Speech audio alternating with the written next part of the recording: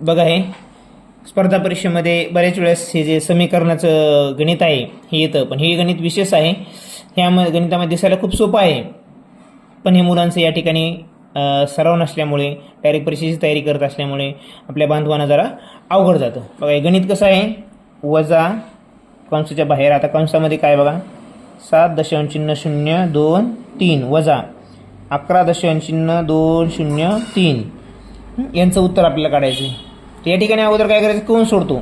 लोक कंस सोडवतात, पुढे चूक करतात. बघा कंसामध्ये देखील काय काय चुका होतात. आता या ठिकाणी संख्या लहान कोणती आहे, ही मोठी कोणती आहे, 11.203. तर ह्या वजा 11 आपल्याला ही संख्या काढायची आहे. संख्या ही जरी मोठी असली तरी आपण याच्यातून ही वजा करू शकतो, पण जी संख्या येईल त्याला मात्र उत्तर आपलं साईन कोणतं राहील, वजा चिन्ह राहील. कारण मोठ्या संख्येला चिन्ह कोणतं आहे, वजाचं, म्हणून ते उत्तरामध्ये वजा चिन्ह येईल.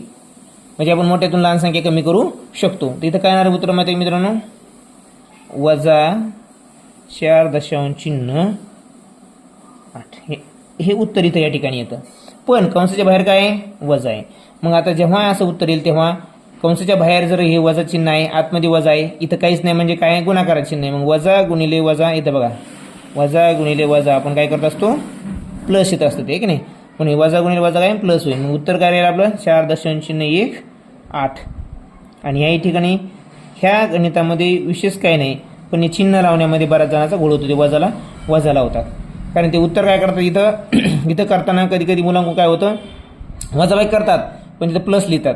मग हे प्लसला जर मायनसनं गुणलं तर काय येतं, उत्तर मायनस येतं. मग इथं मायनस आल्यानंतर बरोबर आहे का नाही. म्हणून हे गणित अशा प्रकारे सोडवायचं आहे.